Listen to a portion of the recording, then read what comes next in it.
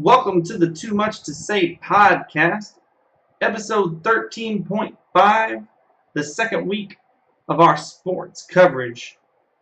Tonight we're going to be discussing World Cup Week 2, NBA free agency, and the Friday Fortnite Tournament. I know last week I said I wasn't going to do Reddit Shower Thought of the Week, but there was a perfect one for the sports. It comes from user DDM20, and it's after 2 world wars and 1 World Cup, the Germans still haven't gotten to Moscow. Because, like I said, World Cup Week 2, the biggest upset of the tournament, everyone had thought it was originally Argentina getting blasted in the first round. They actually made it out of the first round. Messi comes back to Argentina comes back to actually win a game, squeak in, get in and slot 2. But the Germans were not so lucky. Where's this?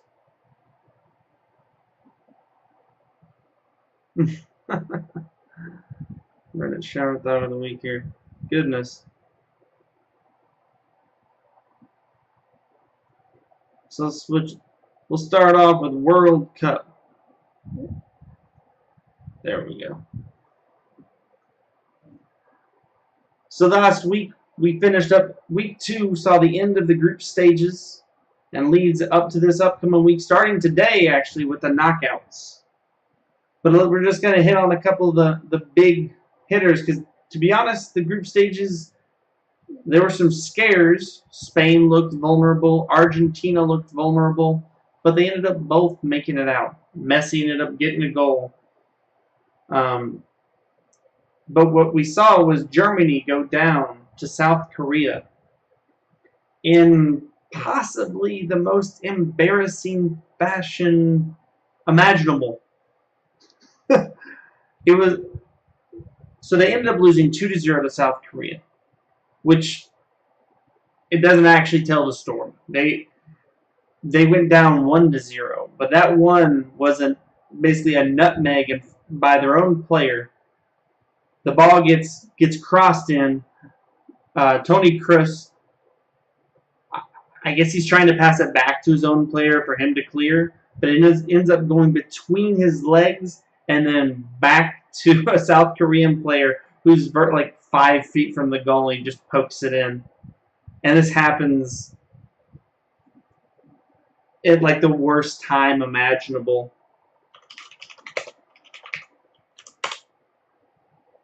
Let's see. Yeah, in the 92nd minute, this happens. It's 0-0, and the Germans are absolutely crushed. They ended up bringing Manuel Neuer, their keeper, up from the back, and bringing them to come play attack, because a tie would have eliminated them from the World Cup. So they bring him up, and that's how South Korea ends up getting their second goal, because they just chip the defense, make a run out, and just poke in a second goal in an open goal. So the defending champions, FIFA ranked number 1, Germany national team is eliminated. And to be honest, they deserved it. It's not just this game. They've honestly just, in my opinion, just looked awful. They got super lucky against Sweden, which had probably the most amazing goal to date in the tournament, when Tony Kroos in the 95th minute of like a 96-minute game just gets a set piece from the left wing, crosses it. Everything is riding on this. Germany already lost 1-0 to Mexico, and so, I believe they're the only. Actually, they were the only favorite to lose their first match. They lost 1-0 to Mexico, and then they come into this game against Sweden. All the pressure in the world. There's all the pressure in the world on Tony Kroos, and what's his name? Dermaz with Sweden makes one of the worst fouls imaginable. They just takes the guy out on the left wing, right outside the box, and I mean it was just like a storybook foul. Like Sweden's got it. I mean Sweden has still got to be smarting from this, but so they line up the set piece. He actually kicks it like four feet over to Russ, who sets it off for him, and then makes basically the entire defense and the keeper shift a little bit to the left, and then Chris just knocks it into the right, just outside of the reach of the keeper. One of the most beautiful free kicks. Like I said, it was like storybook, and everyone at that point, you know, that kind of erases everything that happened with Mexico. Okay, Germany's back. Germany has a chance, but I mean, to be honest, they had no business beating Sweden only 2-1. They had no fit. They couldn't finish the entire tournament. They ended up scoring 3 goals in 3 games. Like, as much, I mean, they're FIFA number 1. Like, I should want them to be still in the tournament, but I'm 100% okay with them leaving. And I believe it was Sweden who ended up winning the group. Yeah, Sweden ended up winning because they beat Mexico 3-0. And then Mexico ended up taking second. And Germany ended up losing the group, taking 4th, with South Korea 3rd. FIFA number 1 ranked defending champions, Germany, gone. I mean, crazy. That's crazy, man. I imagine we'll see a whole new overhaul. I mean, to be honest, they all look slow. I'm pretty sure they brought back most of the team from 4 years ago when they won it. When they beat Brazil 7-1. I mean, if I have one complaint about the FIFA about the World Cup, it's that it's like a double-edged sword here. Like, oh, you beat the defending champions. Yeah, but they were defending champions 4 years ago. I mean, I know they're FIFA number 1, so that's a huge deal. But even those rankings are screwy based on how they do their weighting. But you're not really the defending champions when it's been 4 years. I mean, just take a look at the Olympics. How often? I mean, Michael Phelps is a freaking freak. He's the only one who defends his gold medals. Sprinters, like, almost never. Like, you'll see one guy win gold at, you know, in the 96 Olympics, and then come 2000, it's completely a whole different group of sprinters. So it's kind of like that with soccer. I mean, unless you have people, you know, that are really young that come back, but to have an entire 11, no, it's very rare, and it's really only the Americans that do that. And we do that because we don't really know how to play soccer, and we kind of prove that by not making the World Cup. So, bye-bye, Germany. Like I said before, Argentina ended up squeaking their way through to the next round. I mean, everybody was freaking out when they lost their first game. I mean, to be honest, it was embarrassing. I mean, it was they tied their first game. They lost their second game in an embarrassing fashion. But they ended up tying Iceland 1-1. I mean, Iceland's like a united state. Like, it's one state, and they made the World Cup. And you're Argentina. You have one of, if not the best player in the world. I mean, I know Ronaldo, you know, scoring 4 goals, but I'm still going to take Messi. I still love the way he plays. I mean, Messi looked like freaking LeBron on the Cavaliers out there. Like, it was pathetic. The team was doing virtually nothing. I mean, I'll be honest. Until today, they looked freaking moribund. They looked dead. Just wrap them up. just bury them. It's done. But they look. Anyway, they tied their first round. It was a huge, you know, debacle. Then they come out and just get absolutely crushed by Croatia 3-0. And some really, really interesting coaching moves by the Argentinian coach.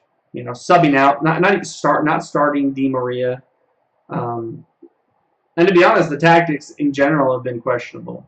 Messi looks like he's been playing midfield rather than striker the entire cup. The best player in the world is a striker. He's not a midfielder. He needs the ball with a little bit of space, and they just couldn't get it to him. I mean, he had a couple chances. He rightfully so. He took a lot of grief against Iceland. He ended up missing not missing, but he had a PK blocked on a pretty poor strike. I mean, he basically kicked it. I mean, it was to the left of the keeper, or to the right of the keeper, his left, but just right about chest level, perfect for the keeper to dive. Keeper dive, basically gave the keeper a 50-50 instead of a 0% chance, and the keeper stopped it. So props to him. But they ended up coming back at the end and being able to beat Nigeria 2-1, squeaking into the next round. We'll talk. They actually played today, so we're gonna get through the groups and then we'll move on to the knockouts because we already had 2 knockouts today. So we'll talk about those very soon. We're gonna just finish up the rest of the groups.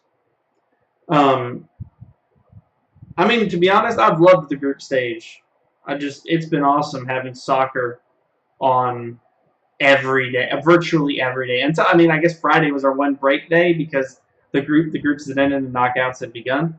But having soccer on, like real quality soccer on every single day at like 8 o'clock in the morning. I'm Eastern, East Coast, so it's just been awesome. And it makes me wish that soccer was a bigger deal here, and then we had better soccer. I mean, I know we have the MLS. We're getting there. But clearly we're not there yet because we couldn't even make the damn World Cup. Final things in the groups: Spain, who tied Portugal 3, ended up tying Portugal 3-3, came back to win the group stage. France won their group. That was not really a surprise. The group was kind of weak. Australia just fell on their face. Ended up not winning a single game, which was pretty disappointing. Croatia, as I already mentioned, they look like world beaters. I mean, they're coming out hot. Brazil won their group. I mean, I know people have been just drooling over Coutinho for Brazil, but Brazil, I mean, I know they won their group. They won it, with 2 wins and a draw. It's just questionable. Kind of Spain, too. Spain, they just had no finish. Yeah, they won their group. They ended up getting 1 win and 2 draws. They scored 6 goals, but they allowed 5 goals. And I get it, Brazil's 5-1, but they just haven't looked amazing. I mean, I have to say Brazil's probably one of the hottest hands coming. I mean, but they should have so many more goals. That's kind of, for me, that's been the story of this tournament. A total lack of goals. I mean, Belgium and England have been just pouring them in. They poured them in against Tunisia, poured them in against Panama, and have looked awesome. And then we ended up getting Belgium, England, and they just played their subs because they didn't give a fuck who won, and it was sad. Just absolute lethargic soccer. Just people trying not to get hurt because they knew they had moved on. They didn't really care if they took first or second. I mean, as for who you're gonna play, I would rather play Japan coming out of Group H instead of England. I mean, instead of Colombia. But they didn't, clearly, because neither of them really tried that hard, and Belgium ended up just squeaking in 1 goal and winning the group. But the games, Belgium versus Belgium, Tunisia, Belgium, Panama, and England, Tunisia, and England, Panama, probably some of the most enjoyable soccer I've watched this entire tournament.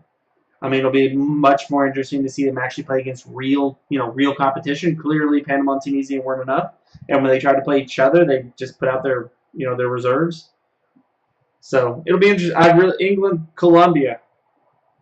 That will be a good game. Yeah. So groups, man. it's always worth getting hyped for the World Cup because it's just. I mean, there's a reason soccer is the world sport. It's because I mean the skill just amazing, just amazing playing. But hold on, let me bring up. Did I not? Hold on here.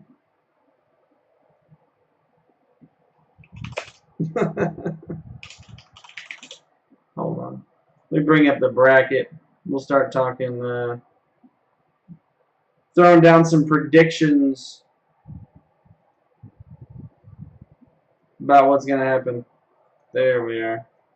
Cool.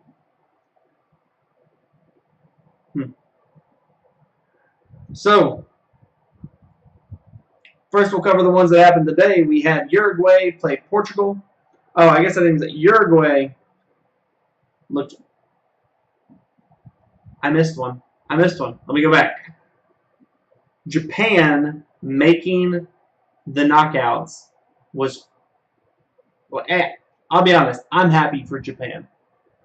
The way that happened, though, is very interesting. They ended up being 100% tied with Senegal, and it ended up Senegal was eliminated on fair play, meaning Senegal had fewer yellow cards / red cards than Japan, and that's how they decided because they had the same number of points, same number of goals scored, same number of goals against, same goal difference, and I guess the next decider was yellow cards, and that eliminated Senegal and made Japan. Well, Japan had fewer, so Japan went on. And that is, I'll be honest, I'm kind of okay with it. I know there's a lot of, and people are like, oh, there's a whole like uproar. Why didn't you have them play PKs? They're not even in the same stadium. You know, Japan was playing closed out against Poland, and Senegal closed out against Colombia. They can't play, they can't do PKs, and so it was interesting. But good for Japan. I mean, if you look at this, it's basically all South American teams and European teams. I guess we have one CONCACAF, and I'm not going to root for Mexico, but because, I mean, that's one of these little stories. We'll get there in a second. But, I mean, Uruguay's, South America, Portugal, Europe, France, Europe, Argentina, South America, Brazil, South America, Belgium, Europe, Spain, Europe, Russia, Europe. I'm not calling them Europe. I mean, most of the big cities are in Europe. Croatia, Europe, Denmark, Europe, Sweden, Europe, Switzerland, Europe, Colombia, South America, England, Europe. I mean, there's Mexico, Japan. That's it. So I'm happy. I mean, I guess Senegal is an African team, but it's nice to see an Asian team get in there. I'm happy for them. Good for them. I think they're going to get smoked by Belgium, but that was that whole uproar about the fair play thing is very interesting. Anyway, on to the knockouts. We had today. Actually, we had Uruguay play Portugal and France play Argentina. And as you can see on this bracket, Messi and Ronaldo are both gone. Neither of them scored, and they've both been eliminated. And it's not their fault.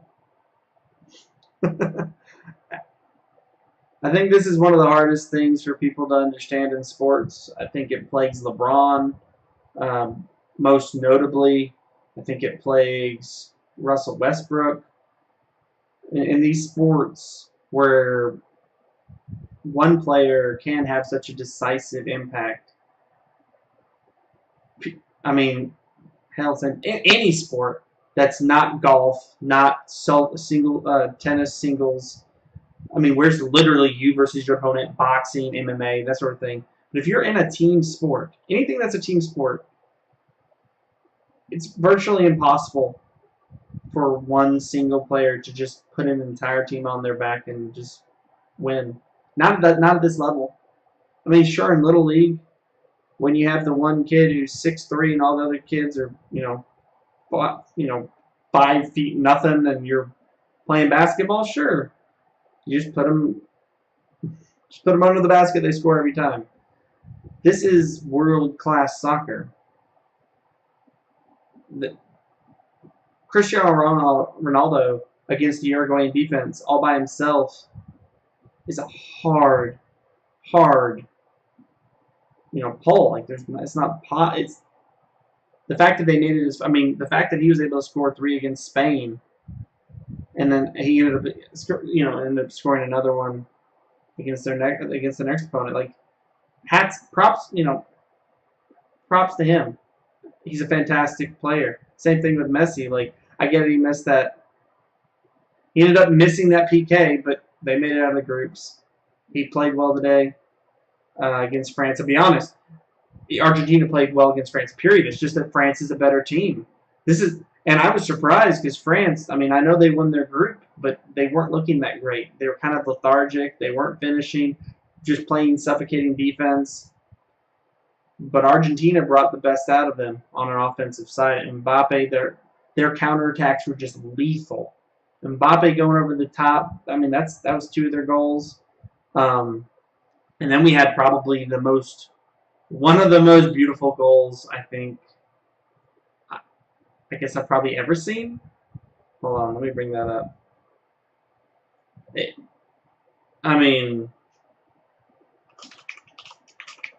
was a magnificent strike. To be honest, it was.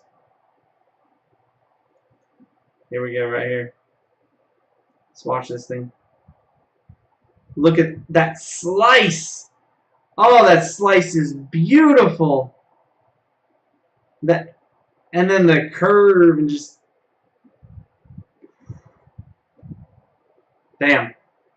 I mean, Argentina's keeper, there's literally nothing he could have done about that. They ended up losing 4-3. That soccer is a team sport. Just understand that. And then Uruguay over Portugal, it wasn't that much of a surprise. Uruguay's had a suffocating defense.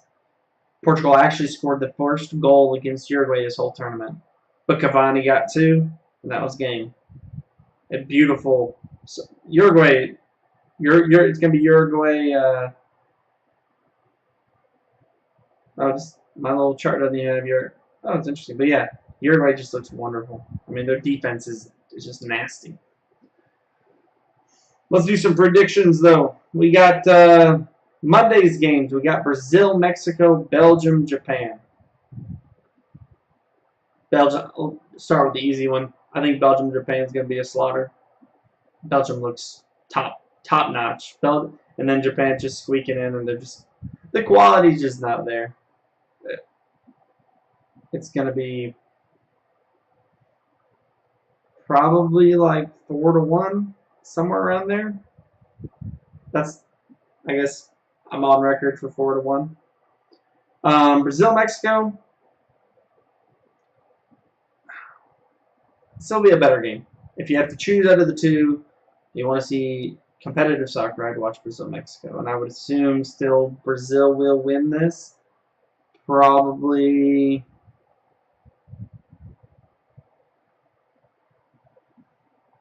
2-1, maybe 2-0. But it'll be good. I mean, Ochoa, he's not that good in club soccer, but he puts on that Mexican jersey and the dude's a beast. El Tri. I mean, like I said, I alluded to this earlier. I can't root for Mexico because I'm an American fan. They are our enemy. I mean, they are the team we root against. When we play them in CONCACAF, they are. I mean, they're the #1 team in CONCACAF, and it's like being the Yankees and the Braves. Like, as a Braves fan, the fact that they have beaten the Braves in the World Series, I cannot root for the Yankees regardless of what's happening. So, I'm definitely rooting for Brazil. I want to see Mexico be bounced as quickly as possible. So that's Monday's games. Tomorrow's games, we're going to have Spain, Russia, and Croatia, Denmark. I'm going to be honest, I think these are both going to be just beatings. Russia took advantage of some very weak teams, went up against Uruguay, got just absolutely crushed. And then Croatia just looked like world beaters. Denmark hasn't been bad, but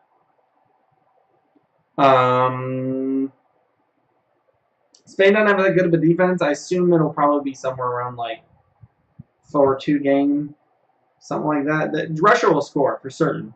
Spain's defense has been porous, but Spain plays the beautiful game. Spain, the team that fired their coach, 2 days, not 2 weeks, not 2 months. Even then, you'd be like, what the hell are you doing? Why are you firing your coach right before? No. 2 days, 48 hours before the World Cup started. We'll still probably just beat the brakes off of Russia. And then Croatia over Denmark. 3-1. Croatia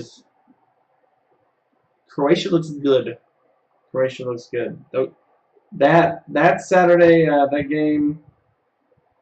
that next game, if it's Spain-Croatia, that'll be a good match. Sweden-Switzerland. I like Sweden coming out of this. Sweden looked top class, world class against Mexico.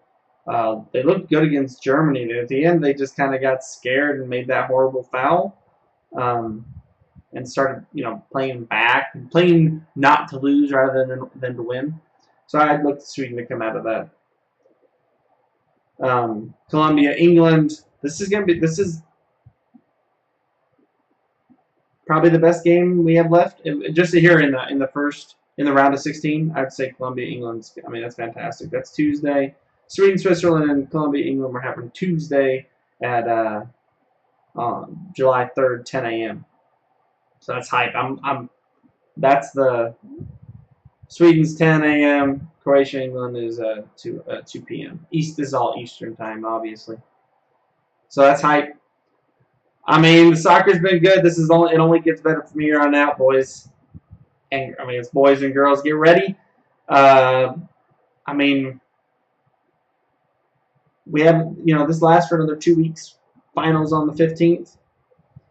But we only have 2, 4, 6, 8, 10, 12, 13 more games. And that's it. So I'd say get ready. It's going to be fun. Tune in. If you don't like soccer, this is the time to tune in. Watch some of these games. This is the best soccer. If you don't like soccer, and that might be because you've just been watching, MLS or recreational soccer or some bullshit, college soccer in the United States, go watch this. This is the best soccer. If you don't like it after watching, go watch Belgium play Japan. If you don't like watching soccer the way Belgium plays it, then yeah, you don't like soccer. Or watch Spain-Russia. Watch how Spain plays. If you don't like watching them, you probably you don't like soccer, and that's fine. We all have our things. But once you understand soccer, once you understand the rules, I actually didn't understand. I grew up in the South. Grew up, people, there was a very negative stereotype against soccer, grass fairies, that sort of thing. But then one of my best friends, shout out to Houston, in high school, he convinced me to play soccer.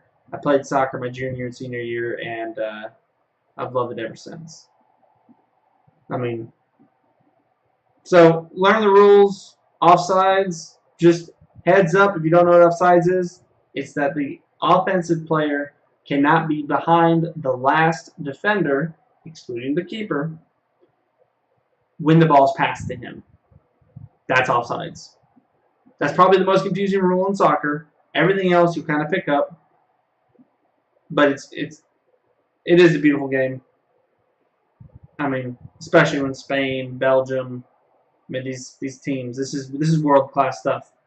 So I'd say definitely you get a chance, tune in. All right. Next, we're going into NBA free agency, which starts in 3 hours at 12:01 July 1st. Free agency begins. And it's already been, it's already been heating up. I mean, I'll be honest, if I have one complaint, this whole talking behind the scenes shit before free agency when people are still signed to their teams, I don't like it. I just think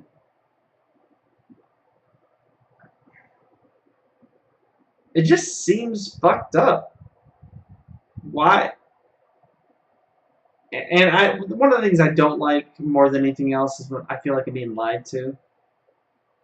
Like, if you have a rule, enforce it, or just remove the rule, remove the pretense.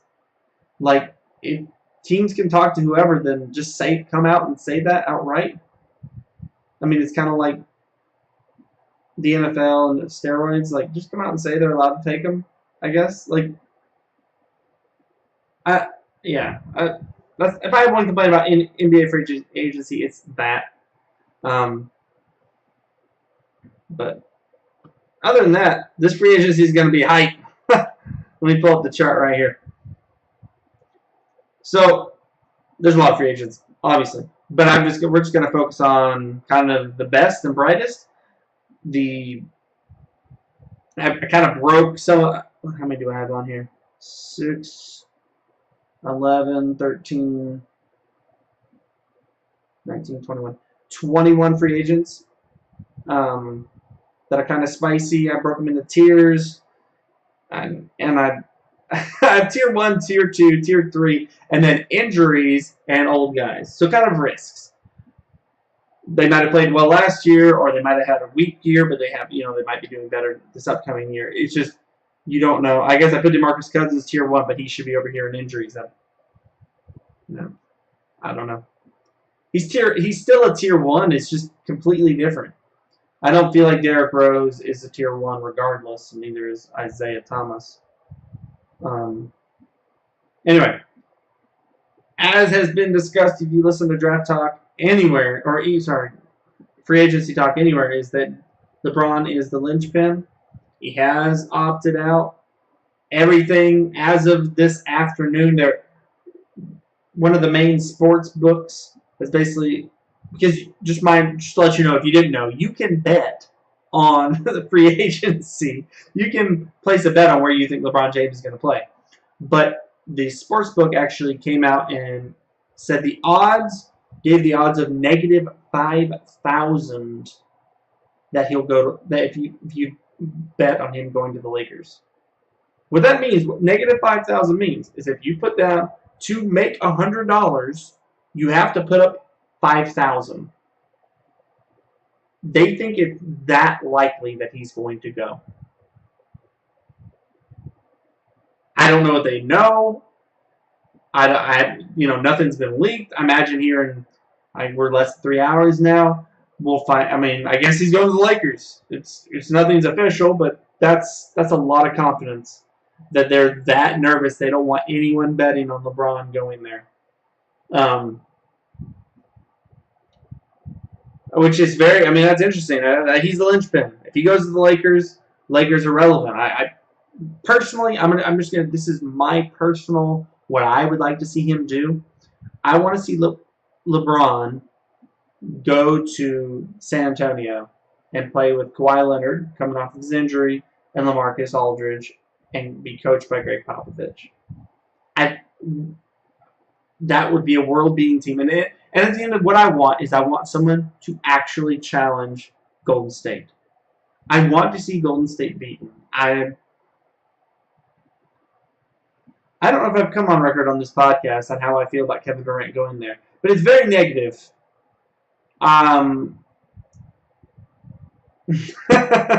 Very, very negative. I feel like in many ways he did hurt the league. Because I don't have a team. I'm from Atlanta, obviously, but I'm not a Hawks fan. I don't know how you can be a fan of one of the worst franchises in sports. I mean, we've had our day. We had a 60-win team like 2 years ago, but they were miserable. I think they got bounced in the first round or something stupid. What I like is I like good basketball. I just want good basketball, and I want to see competitive basketball. And Durant, after getting almost reverse swept by Golden State, going to Golden State that next year to form a super team, the super team, probably the greatest super team of all time. I mean, and you can see Kevin Durant, he's on tier 1 right now because he actually opted out of his contract. He's expected to sign back with Golden State, but nothing's final until 12:01 midnight or whenever they sign these contracts. But they can't do it until, 12:01. He's expected to go back, but him going there just upset the balance of the NBA. And it felt like a bitch move. I get it. Rings. I just feel like there's a difference between Kobe's rings and Kevin Durant's rings. Especially those last 2 rings by Kobe. First 3, that was Shaq. It was him and Shaq. They balled hard together. But the second 2 with Pau, Ron Artest, I mean, those were legit because he was the man on that team. I want to see Kevin Durant as the man on the team. He didn't have to stay in OKC. He could have gone. Basically for me, there's only 2 teams he should not have gone to, and that's Golden State and the Cavaliers. And he went to Golden State. Anyway, so Kevin Durant. Oh yeah, the numbers you see to the right here are their average per over the last 5 years. I kind of removed some outliers, injury time. That's what injury years where their pers were lower. Next up is Chris Paul, who coming out of the Rockets. He's expected to go back to the Rockets, but there hasn't been. Like Kevin Durant says, I'm going back. Nikola Jokic, the Joker, has a max offer from the Nuggets. He's supposed to go back. Wesley Matthews down there in tier 3, he's opted in with the Mavs. But Durant is expected to go back. There's been some talk. LeBron texting him, trying to get him to come to the Lakers. But Chris Paul, I think he's expected to the Rockets, but I think he's another one on LeBron James's list to come to the Lakers. So we'll see. DeMarcus Cousins, coming off an Achilles tear, he's flirting with coming back to the Pelicans. If I'm the Pelicans, I'm out. I put him in tier 1. I would sign DeMarcus Cousins. I would sign him to a 1-year deal. You can give him other years, but they can't be guaranteed because you have no idea what kind of player you're getting. This is a pretty unathletic big man who just tore his Achilles. We'll see. That's all I can really say. You know what I mean? Like he could come back and be, DeMarcus Cousins and just ball on kids. He could come back and be Derrick Rose and struggle and have no burst and have no jump. He already had no jump, so maybe that plays into his.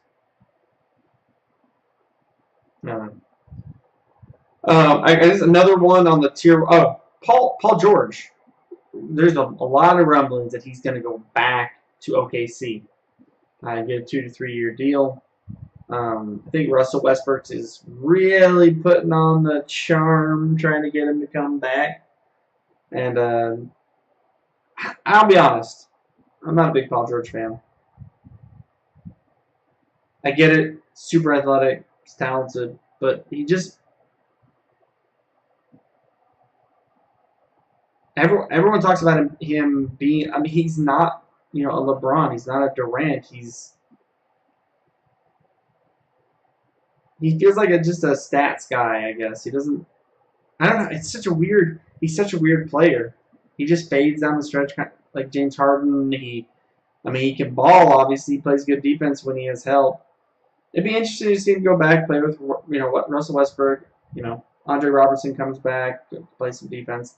I don't know how they get better, but it's really all OKC can hope for is to get him to come back. We'll see. The one tier 1 free agent who's not really a free agent, he's more of a pre-agent. Credit to Bill Simmons on that term, but is Kawhi Leonard. Kawhi Leonard is demanding a trade out of San Antonio. He's basically said that he does not want to set another foot in the San Antonio locker room. Now, I want to preface this. I want you to know where I'm coming from here. Kawhi Leonard was my favorite player in the NBA before he got hurt. Watching him play against Golden State, against Kevin Durant and Steph Curry and Klay Thompson and Draymond Green, and watching him be the absolute best player on the floor, where he could guard anybody, nobody could guard him. It was beautiful.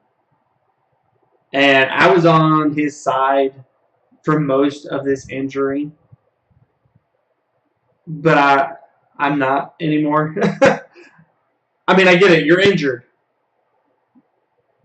But you don't talk to your team. You don't show up to the playoff games. And it seems like you just have like a sore thigh. I don't know anything about your injury. They don't share, medical history or anything like that. But bro, you got to talk to your teammates, talk to your coach, show up to playoff games, sit on the bench. Oh, I'm working on my rehab. I literally don't care. There's no rehab that you can't do in San Antonio that you can do in New York. You're just being a dick. And all these rumblings about Uncle Dennis and all this, you're going to go from, everyone's calling you like a robot and I think he's just a quiet dude at the end of the day, which is fine. But it's really easy to become a villain when you make some very questionable decisions and don't talk. You're leaving the best NBA franchise there is, San Antonio. Best run. You got R.C. Buford and Greg Popovich. They got 5 championships with, some of the amazing draft picks in Tony Parker and Manu Ginobili. Obviously they lucked out to get Tim Duncan and David Robinson, the Twin Towers, and then to draft Kawhi Leonard. I think he dropped to number 17 or something, like maybe 13. They drafted him and molded him, and Danny Green. Just excellent drafting, excellent coaching. Never been any, they're not about that life. They're not like the Lakers. This isn't a circus. This is business. This is down home, just like good people. And here you are upsetting the boat, and you won't come and talk to anybody about it. There's a lot of karma, not karma, but credit. What is the word here? Equity. A lot of positive equity that the Spurs have built up over, 5 championships. And here you are, who's supposed to be, the next franchise player for it, and you're just trying to force your way to LA to try to make up for your lack of personality. From a business perspective, I guess it makes sense. But the thing is, I guess playing well eliminates everything else. So you go to LA and you play well, everybody will love you. But I won't. If that's what happens and you really do force your way out, I'll remember. I'm just saying, that stuff matters to me. LeBron, when he left and went to the Heat, the way he went to the Heat, I couldn't stand LeBron until he went back to Cleveland. I've kind of forgiven him because, he made amends. He went back to Cleveland, won him a championship. But the whole decision mess was awful. And then Durant was one of my favorite players in OKC. I just think I don't know. I like I like when people do it the right way. And I didn't think I feel like LeBron. I think LeBron did Cleveland wrong by basically ripping their hearts out on TV. I feel like Kevin Durant did the league wrong, but also himself wrong by going to the team that just beat him. That OKC was up 3-1 in the conference finals against Golden State. So it was Kevin Durant, James Harden, and Russell Westbrook against Steph Curry, Klay Thompson, Draymond Green. They were up 3-1 against Steph Curry's Golden State. And then Golden State won the next 3 to go to the finals. And then Kevin Durant that offseason joins the team that almost reverse swept them. That's just embarrassing. That's, I don't know. Can't beat them, join them. That's, when you're the second best player in the league, that's not an acceptable response. And so I feel like the same thing for Kawhi Leonard. I thought Kawhi Leonard was the second best player in the league 2 years ago when he was up against he proved it to me. He was balling against Golden State, and then Zaza Pachulia took him out and hurt him and all that. But you're the second best player in the league. You're on the best franchise in a position to win championships, and you're just trying to force your way to the Lakers. I don't like it. Like I said, if I had my way, I would have LeBron. I would get LeBron to come to the Spurs, and then if I'm the Spurs, I say Kawhi, you get to just freaking deal with this, at least until the trade deadline. Have a season with LeBron, see if you like it. LeBron he is his own media empire. He goes to a team they're relevant, like Cleveland. Cleveland's irrelevant. Cleveland is the home of the Browns, the worst football team. Ever. The worst football team ever. They have multiple 0-win seasons. And yet, LeBron James makes Cleveland relevant. The whole entire city.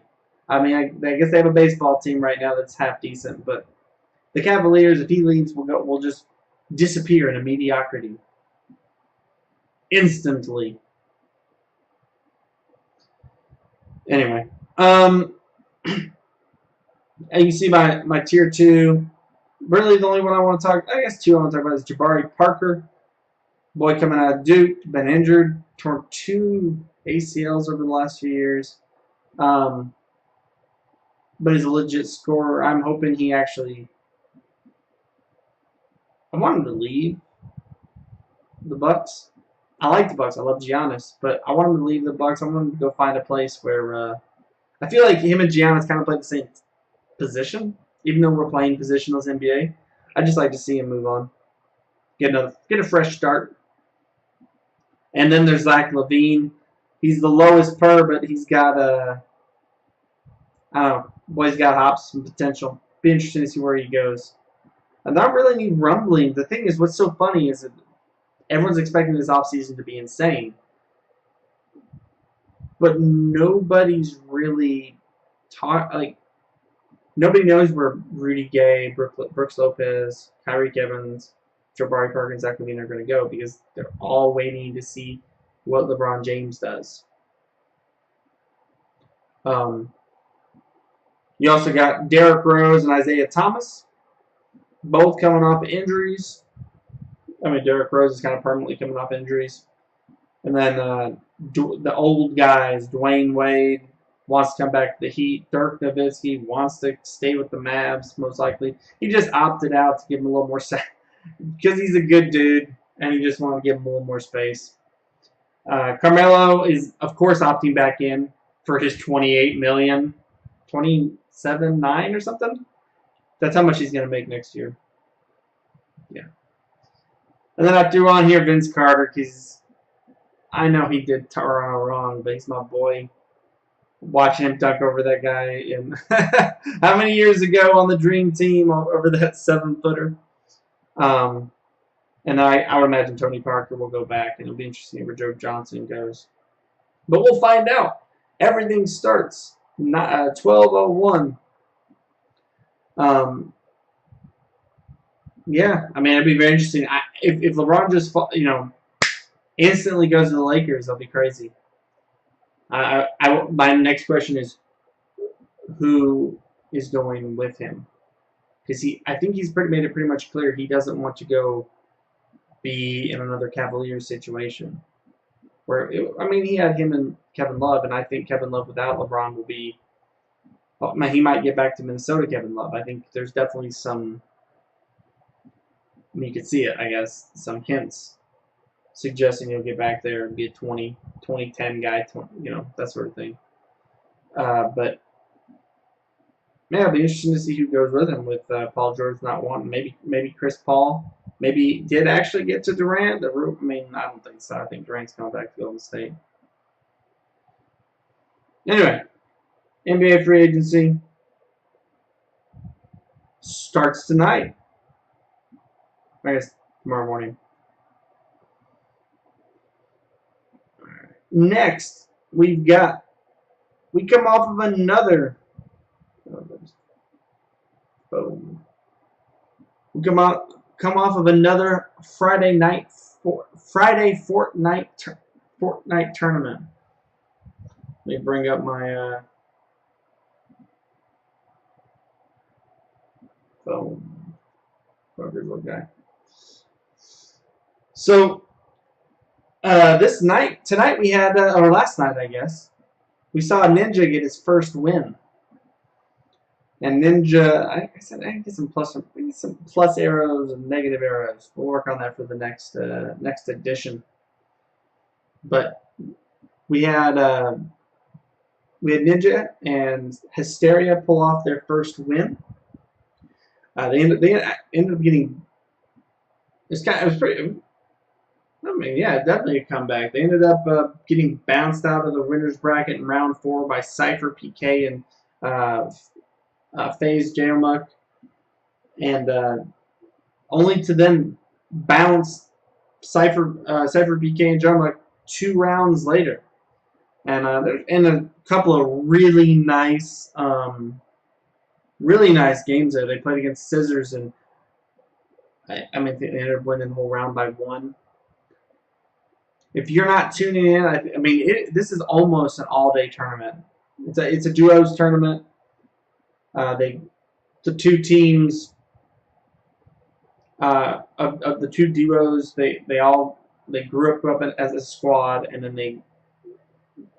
they go into the game and they slay out. First team with the most kills at the end of 2 games wins the match and moves on.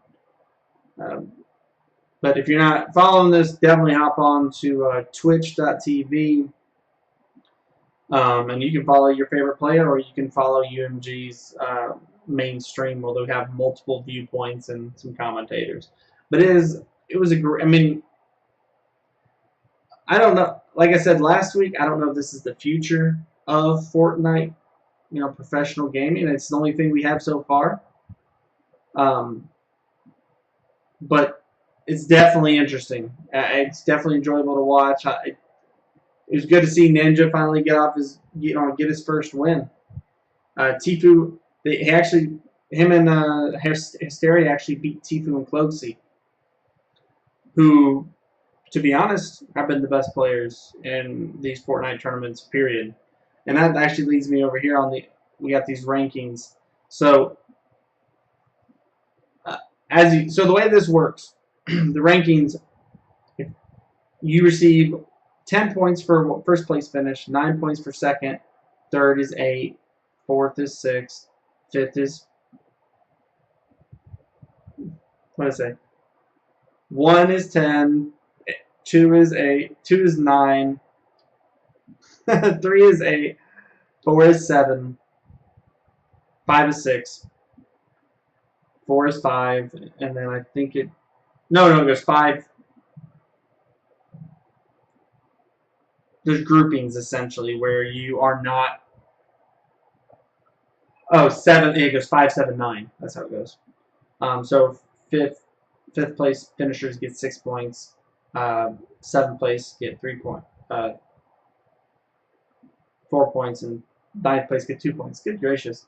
And this is actually week 8 of this tournament. So we have, this is what you see right here is basically a distillation of 8 weeks coming out with Tfue, because Tfue actually played one tournament without Closey, and so Tfue is our winner right now. I mean,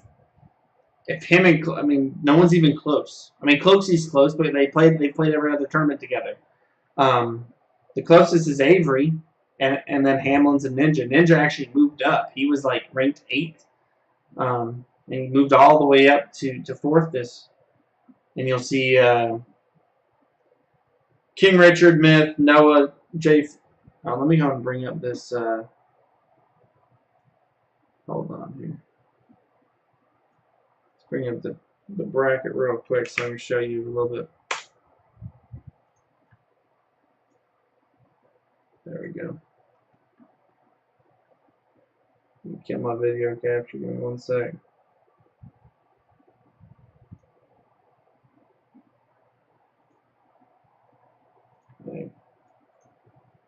There we go. And then video capture. Not video capture. There we go. Alright. So this is umggaming.com. They have the live brackets every Friday night. And you can actually go look at past tournaments right here. But you can see kind of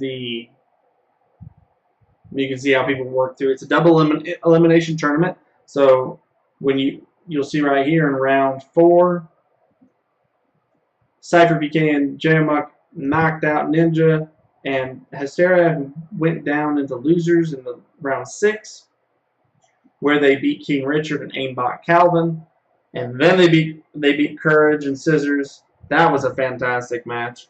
And then they ended up beating Cypher PK and J-Muck, who had lost to Tfue and Cloaksy in the semifinals. And then in the finals was Ninja and Hysteria versus Tfue and Cloaksy, where they had to actually beat them twice. And they did. Some great Fortnite. I mean, I know everyone wants to hate. I hear too often that this is a child's game, but the skill level of these players is in no way childlike. It's pretty fantastic to watch them. And so, I mean, definitely, right now, we got Tfue and Cloaksy ranked number 1 and 2. I mean, they're virtually number 1 together because they play every tournament together now. I think it was just their first one that Tfue played without Cloaksy. But, yeah, if you have a chance, I mean, we got another one coming up on the 6th. It's a $20,000 tournament. First place gets $10,000 to split. Second place gets $7,000 to split, and then $3,000 to split for 3rd place. It's and I'll be honest, it's hype. It's hypey. It's fun. So I definitely recommend that. I mean, if you want to know if you like Fortnite, I would definitely turn on Ninja or Daquan. Turn on their streams. I mean, esports is here, and that's why I'm covering it. I mean, I enjoy it. I have always enjoyed every type of competition. I just like to compete. So I played, in high school and reg, basketball, baseball, football, but I've also always played video games starting, So I don't know. People need to stop hating. It's good shit. That tournament's good stuff. I mean, I think there might be another one. I think there's another one tomorrow, but it's not through UMG. It's not the Friday Night Fortnite. It's another one. If it starts to become something a little more regular, I'll start covering it, and maybe be able to work it into our rankings here. All right. So that's our tournament coverage for the Friday night. Definitely recommend tuning in if you get a chance. But let's go ahead and open it. We're gonna go to a little more. There we go. All right. Turn my desktop audio on. A little more Fortnite coverage. Hold on. All right, so today was the first world event in Fortnite. I'm gonna be honest. From as a gamer, this was huge. This was I mean, this was everything. Just so the way this worked was Fortnite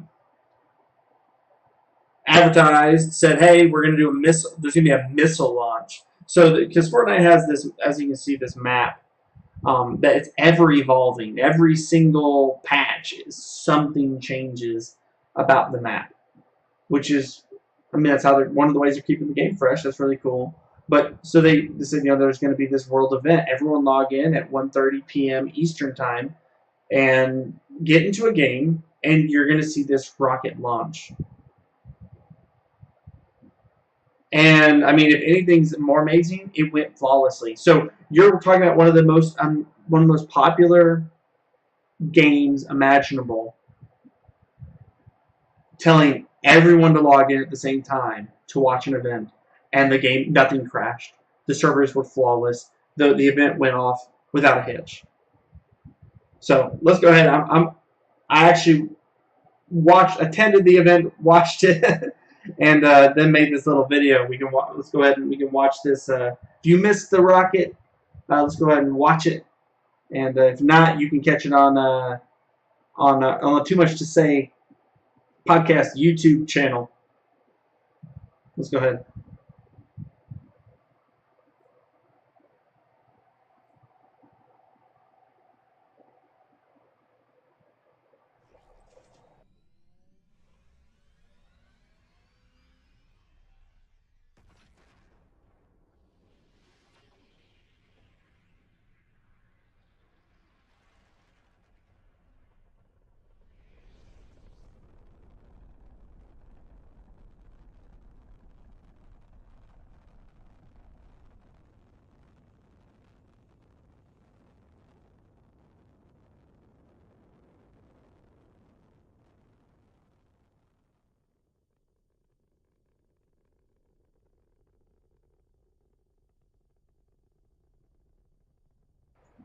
And yes, there are plenty of Pokemon Team Rocket blasting up again jokes for this, but.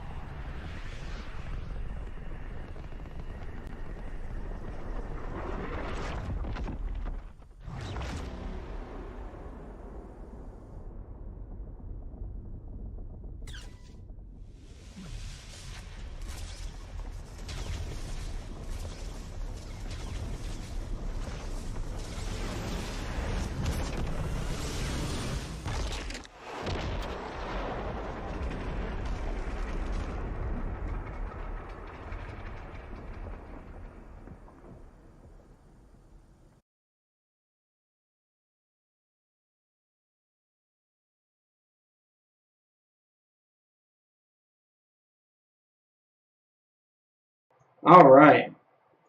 So that is so just a recap for everybody who for the podcast recap.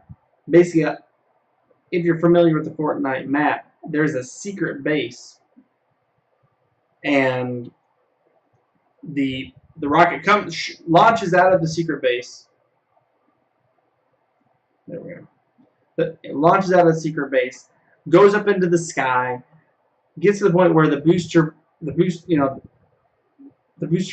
detaches from the rocket, and then it comes back down, positions itself to destroy tilted towers. 4-point laser puts itself on tilted towers, and then starts rocketing towards tilted towers. And then as soon as you think it's about to impact the tilted towers, it like phase changes or goes into some sort of like dimensional rift, and it disappears into a, like I said, it looks like it like breaks a rift into the map, and then it comes out over Moisty Mire, zooms across the entire map to the other side, where it does another phase change, and then it comes up, and then it does another dimensional shift, and then it comes out over Loot Lake, and then goes up straight into the atmosphere where it seems to fracture the sky. If you log into Fortnite now, you will see a massive fracture in the sky, and there are little things going out around on the map right now where there are little distortions. The booster fell off and impacted in Anarchy Acres, and I mean, to be honest, just from a gamer standpoint, this is a fascinating live world event by a game. It's just something I've never seen it before. And I imagine, it's unique. They'll probably, Fortnite will do more, but I'd love to see stuff like this from games like Diablo, where, everyone has their own instance, has their own server. I'd like to see them be able to do world events and something like that. Maybe even things like League of Legends. This is epic. I know they're epic games, but this was epic, and hats off to them.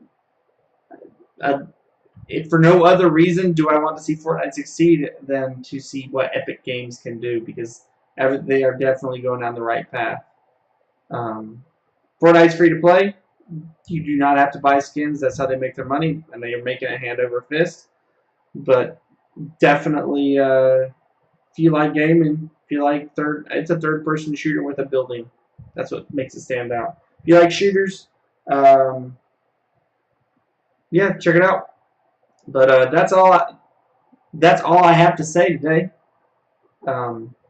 Please follow, like, subscribe wherever you're catching us, be it on YouTube, which I finally got the YouTube channel. I got all the episodes over on the YouTube channel now. That's more too much, 2M, 2S for on YouTube. Or if you're on podcasts, that's Stitcher, Spotify, iTunes, Google Play. If you're catching us on Twitch, hit us up with that follow. If you're on iTunes, hit us up with those 5 stars. We're also on Twitter. You can follow me. I'm at Real Sam Shannon, and should have an Instagram coming here soon. But hit us with those follows. If you have any, hit me up on. If you have any questions, anything you want to hear me cover in sports, we'll do some.